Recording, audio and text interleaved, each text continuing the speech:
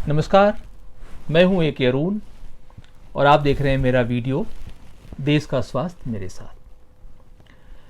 दोस्तों, कोरोना संकट तो बढ़ता ही जा रहा है, भारत ही नहीं पूरी दुनिया में।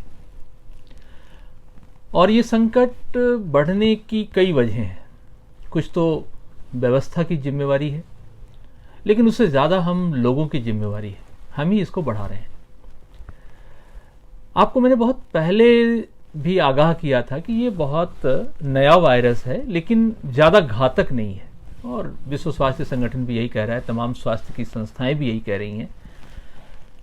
लेकिन संक्रमण बहुत तेजी से फैलता है, और संक्रमण को फैलने से रोकने के लिए बहुत एक दो एहतियात है। अगर हम सब लोग, सारे नागरिक इस देश के या दुनिया के, इस बात को ठान लें तो हम इस वायरस के प्रसार को रोक सकते हैं।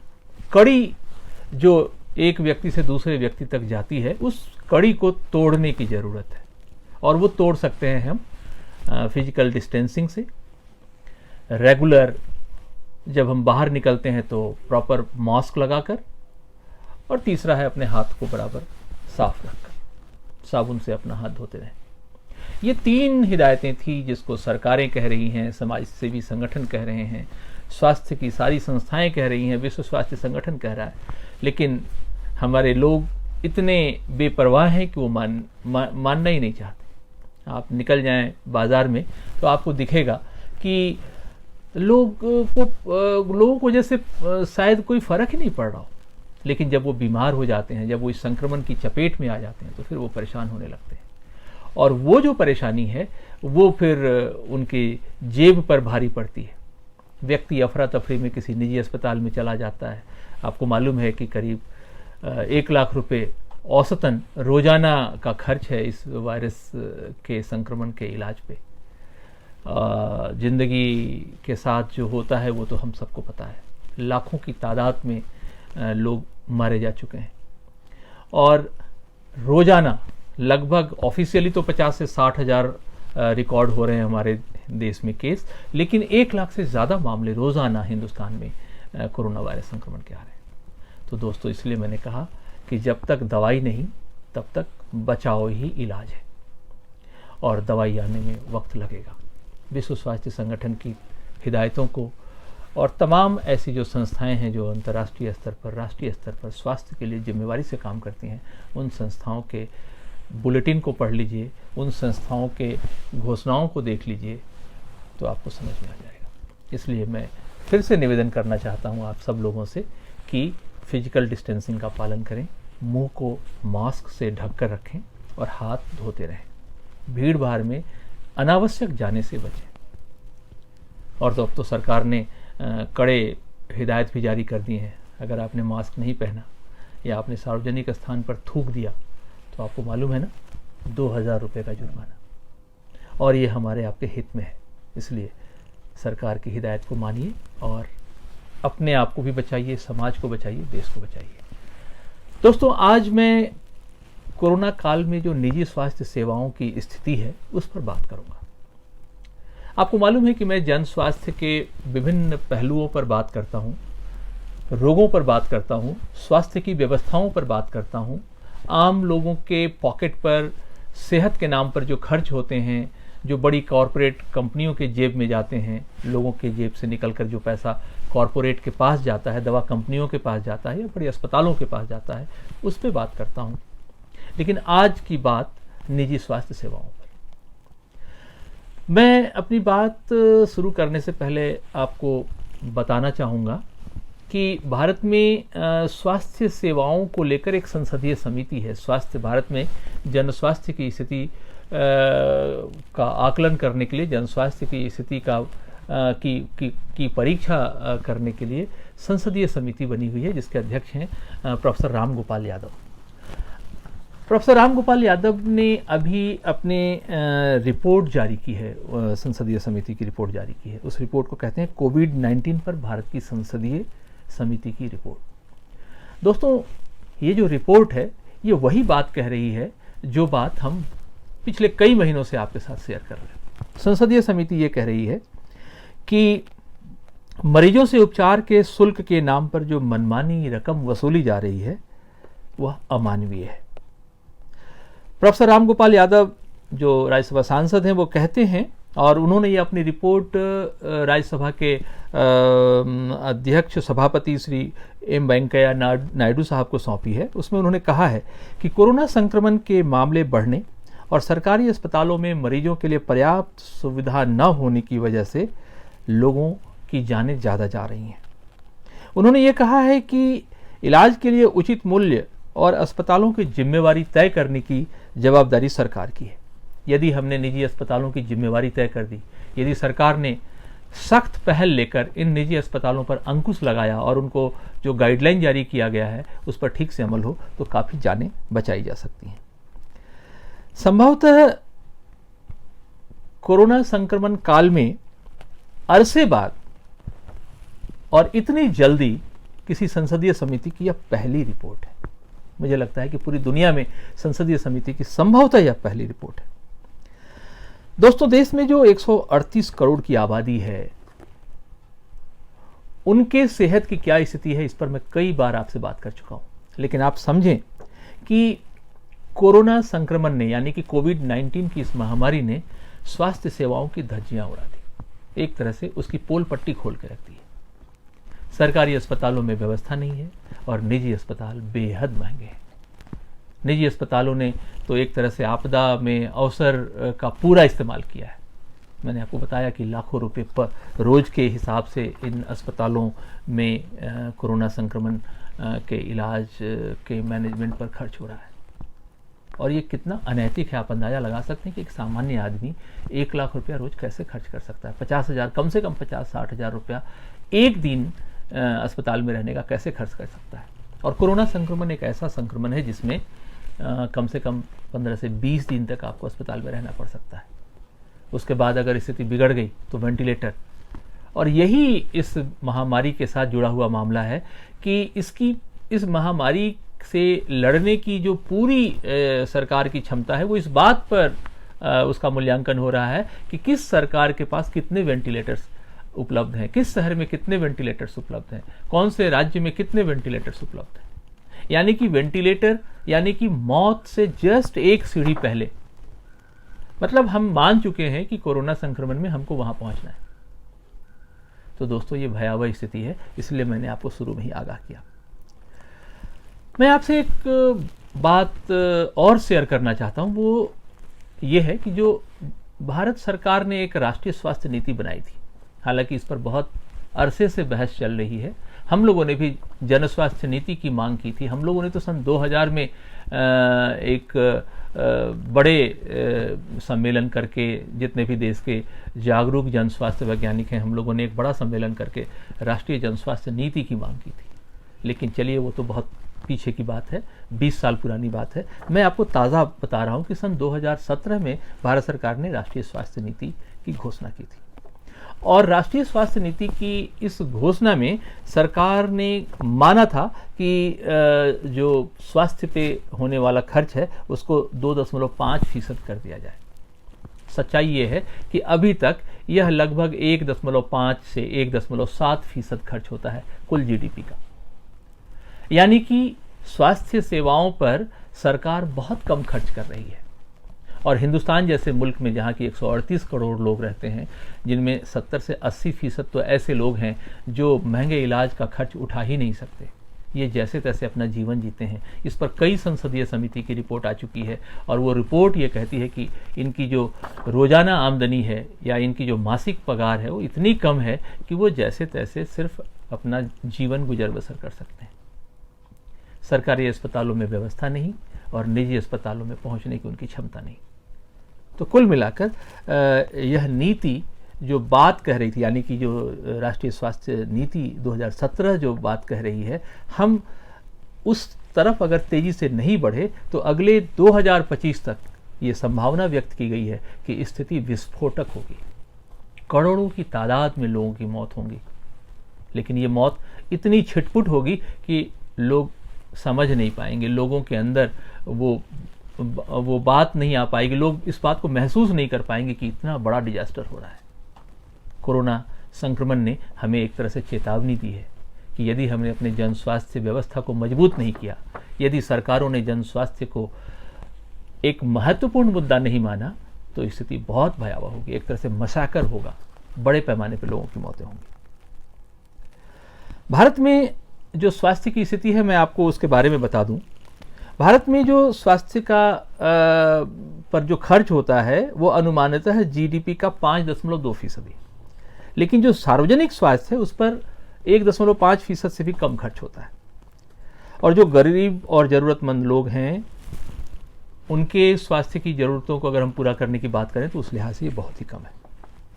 दोस्तों, पंचवर्षीय योजनाओं में लगभग पिछले कई वर्षों से, मतलब 2-3 पंचवर्षीय योजनाओं में देखा गया है कि समानुपातिक तौर पर अनुपात, जनसंख्या के अनुपात में या लोगों की आवश्यकता के अनुपात में स्वास्थ्य के बजट तकनीकी रूप से घटे हैं। आपको पैसों के रूप में वो दिखेगा कि बढ़ा है, लेकिन जब आप देखेंगे कि स्वास्थ्य सेवाओं पर जो बोझ बढ़ा है, जो लोगों की बीमारियां बढ़ी हैं, उसकी तुलना में बजट घटा है। और आज की तारीख में जो स्वास्थ्य की चुनौतियां हैं वो ये मांग करता है कि यदि हम कुल बजट का 10% स्वास्थ्य पे खर्च करें तब जाके शायद हम एक बेहतर स्वास्थ्य व्यवस्था दे पाएंगे। लेकिन मुझे नहीं लगता कि 10% तक स्वास्थ्य पर खर्च करने की जो स्थिति है वो कब तक आएगी।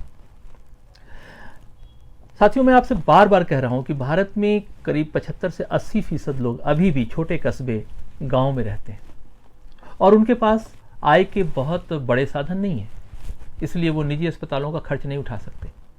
तो जाहिर है कि वो तथाकथित नर्सिंग होम, तथाकथित जो निजी के नाम पर जो अस्पताल बन गए हैं, जहाँ पर कोई विशेषज्ञ चिकित्सक नहीं है, जहाँ पर कोई अच्छी सुविधा नहीं है, वहीं जाने को मजबूर है। या आप कहें कि बड़े पैमाने पे जो लोग हैं अभी भी झोला छाप डॉक्टरों के पास जाकर अपना इलाज कराते हैं, क्योंकि कम पैसे में उनका इलाज हो जाता है। तो इससे भी स्थिति बिगड़ती है और ख़ास करके भारत में जो जन स्वास्थ्य की स्थिति है वो बिगड़ती है। जन स्वास्थ्य का मतलब होता है कि अगर आप स्वस्थ हैं और आपके पड़ोस में कोई बीमार है और वो किसी जिसको सोशल डिजीज बोलते हैं, किसी वो महामारी का शिकार है या किसी ऐसे छूत के रोग का शिकार है, तो आप भी स्वस्थ नहीं रह पाएंगे। इसलिए जन स्वास्थ्य का मतलब होता है पूरे समाज के स्वास्थ्य को ध्यान में रखना, और ये सरकार की जिम्मेवारी है, समुदाय की जिम्मेवारी है। साथियों, निजी स्वास्थ्य की जो स्थिति है वो पिछले 2 दशकों में तो बहुत बुरे तौर पर मतलब बिगड़ गई है। निजी स्वास्थ्य के नाम पर, सुपर स्पेशलिटी अस्पताल खोलने के नाम पर सरकार ने जनता के गाढ़ी कमाई से अर्जित रुपए और जो महंगी ज़मीनें हैं पॉश इलाके में, वो इन अस्पतालों को दिया है सरकार ने। ये आपकी टैक्स के पैसे हैं, जो इनडायरेक्ट टैक्स आप दे रहे हैं या जो 1-2% लोग डायरेक्ट टैक्स देते हैं, इन सब के पैसे हैं। मतलब 1 रुपये की लीज पर उनको इतनी बड़ी ज़मीन दे दी जाती है, वो इसलिए कि उम्मीद ये की जाती है कि ये अस्पताल आम लोगों का इलाज करेंगे, लेकिन स्थिति बिल्कुल उलट है। कोरोना काल में देखा यह गया है कि लोगों को सरकारी स्वास्थ्य व्यवस्था पर भरोसा नहीं है। कुछ राज्य अपवाद हैं, दिल्ली में बहुत बढ़िया काम हो रहा है, केरल में बहुत अच्छा काम हुआ है, तमिलनाडु में अच्छा काम हुआ है, धीरे धीरे अब महाराष्ट्र में अच्छी पहल देखी जा रही है, स्वास्थ्य सेवाओं में कुछ सुधार देखा जा रहा है। लेकिन बाकी राज्यों की क्या स्थिति है, आप अंदाजा लगाइए। बगल में उत्तर प्रदेश है, बिहार है, मध्य प्रदेश की भी स्थिति बहुत अच्छी नहीं है। तो ये जो सूरत हाल है उसमें मुझे लगता है कि हम लोगों को ये मांग करनी चाहिए कि सरकारी या सार्वजनिक स्वास्थ्य सेवाएं मजबूत की जाएं, सार्वजनिक स्वास्थ्य सेवाओं पर सरकार ध्यान दे। हमारे यहाँ जो इंफ्रास्ट्रक्चर है वो अभी भी बहुत नाकाफ़ी है। यही वजह है कि कॉरपोरेट क्षेत्र में या जो निजी क्षेत्र के अस्पताल हैं वो बढ़ते जा रहे हैं। आप देखिए कि कैंसर के अस्पताल खुलते जा रहे हैं। अब कैंसर के निजी अस्पताल में आप आसानी से इलाज नहीं करा सकते, 25, 30, 40 हज़ार रुपये रोज़ाना का खर्चा आता है। तो इसलिए ये हम बात कह रहे हैं कि जो सरकार की जिम्मेवारी है, सरकार को हम जो बार बार सामने ला रहे हैं वो इसलिए ला रहे हैं कि आम आदमी दवा के अभाव में अगर महंगा इलाज हुआ तो उसको मजबूरन मरना ही पड़ेगा। और ये तड़प तड़प कर मरने की जो स्थिति है वो किसी भी राज्य सरकार के लिए, किसी भी मानवीय समाज के लिए एक त्रासदीपूर्ण घटना होगी। बहुत ही शर्मनाक स्थिति होगी कि हम देखते रहें और हमारे जो लोग हैं वो सिर्फ इसलिए मर जाएं कि उनके पास इलाज के पैसे नहीं हैं। तो इसलिए दोस्तों मैं आपसे निवेदन करता हूं कि आप भी स्वास्थ्य के महत्व को समझिए और उस बात को सरकार तक पहुंचाइए, अपने राजनीतिक दलों तक पहुंचाइए ताकि वो इसको महत्व देना शुरू करें। एक बात और कि कोरोना संक्रमण के इस दौर में जो एलोपैथिक चिकित्सा पद्धति है उसका दबदबा है। एलोपैथिक चिकित्सा पद्धति के लिए सरकार में बात चलाने वाले या सरकार के साथ नेगोशिएट करने वाली जो पूरी एजेंसी है, जिसको हम लॉबी कह सकते हैं, एलोपैथिक लॉबी कह सकते हैं, उस लॉबी का दबाव है कि देसी चिकित्सा पद्धतियां जैसे होम्योपैथी है, आयुर्वेद है, इसको बहुत महत्व नहीं दिया जा रहा। बल्कि कई जगह तो सरकार पर दबाव डाला जा रहा है कि आप होम्योपैथी और आयुर्वेद की बात कर ही क्यों रहे हैं। लेकिन दोस्तों मैं दिल्ली की एक विशेषज्ञ समिति का सदस्य रहा हूं और हूं भी अभी, और हम लोगों ने अध्ययन किया है कि होम्योपैथी की कुछ दवाइयां कोरोना संक्रमण से बचाने में बहुत ही कारगर है। मेरे पास उसके आंकड़े हैं। मैंने तकरीबन अब तक 600 से ज़्यादा कोरोना संक्रमित मरीजों को देखा है और विशुद्ध रूप से होम्योपैथिक दवाओं से देखा है। और मैं गर्व से कह सकता हूं कि कुछ केसेस विकट स्थिति में जरूर पहुंचे थे, लेकिन फिर भी उनको इन होम्योपैथिक दवाओं से संभाला गया है। मैं कोई घमंड की ये बात नहीं कह रहा, लेकिन मैं एक उम्मीद की बात आपसे करना चाहता हूं कि यदि आपका एसिम्प्टोमेटिक केस है, यदि आप कोरोना संक्रमण से संक्रमित हैं, यानी कि आप कोरोना वायरस से पॉजिटिव हैं, तो भी आप अगर हौसला रखते हैं और आपको एक अच्छे होम्योपैथ जो बहुत दक्षता रखते हैं, आप उनकी मदद से अपना इलाज करा सकते हैं। तो ये सारी चीज़ें मुझे लगता है कि सरकार को ध्यान रखनी चाहिए। दिल्ली में तो क्लिनिकल ट्रायल हो रहा है होम्योपैथिक दवाओं की गुणवत्ता को जांचने के लिए दिल्ली सरकार ने आदेश दिया है, और मैं इसके लिए दिल्ली सरकार के स्वास्थ्य मंत्री का, यहाँ के मुख्यमंत्री का और यहाँ के स्वास्थ्य विभाग का, आयुष विभाग का विशेष रूप से धन्यवाद करना चाहूँगा कि पहली बार हिंदुस्तान में एक सरकार ने पहल करके होम्योपैथिक दवाओं की गुणवत्ता को जांचने की एक जिम्मेवारी दी है यहाँ के चिकित्सकों को।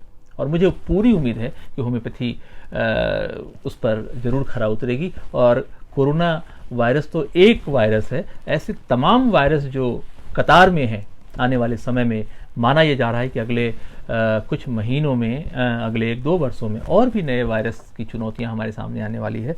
तो इन सब से निपटने में हम होम्योपैथी को बहुत कारगर पा सकते हैं। दोस्तों एक छोटी सी बात कह के मैं अपनी बात समाप्त करूंगा। बातें बहुत होती हैं लेकिन समय इजाज़त नहीं देता। वो ये कि इस कोरोना काल में जो दूसरे मरीजों की उपेक्षा हुई है, हालांकि इस पर मैंने इसके पहले के वीडियो में बात की थी, लेकिन मैं बहुत इशारे से बात करूंगा। इस दौरान, कोरोना संक्रमण के दौरान, आप मार्च से लेकर अभी अक्टूबर के अंत तक की बात कर लें तो लगभग 1 से 1.5 करोड़ ऐसे मरीज हैं जो दूसरी बीमारियों के हैं। किडनी के मरीज हैं, हार्ट के मरीज हैं, शुगर के मरीज हैं, हाइपरटेंशन के मरीज हैं, पेट की बीमारियों के शिकार हैं, उनको और भी दूसरे रोग हैं, उनकी बहुत उपेक्षा हुई है और उसकी वजह से काफ़ी जाने गई है। तो ये एक वैश्विक चुनौती है और उसमें सरकारें अपने स्तर पर जो कर रही है वो तो कर ही रही है, लेकिन हमारी भी एक जिम्मेवारी है। और हमारी जिम्मेवारी ये है कि हम सरकार के घोषणाओं को अमल में लाएं, यानी कि फिजिकल डिस्टेंसिंग, मुंह को ढक के रखना और हाथ बराबर धोते रहना, भीड़ भाड़ में अनावश्यक नहीं जाना। अगर हमने इस एहतियात का पालन किया तो आप यकीन मानिए कि बिना वैक्सीन और बिना दवा के आप कोरोना वायरस संक्रमण से बच सकते हैं, और यही समय की ज़रूरत है। अपना ख्याल रखिएगा। इस वीडियो में इतना ही। अगले हफ्ते जब हम आपसे रूबरू होंगे तो कुछ नए विषय के साथ, कुछ नए तथ्यों के साथ आपसे बात करेंगे। आपका बहुत बहुत धन्यवाद।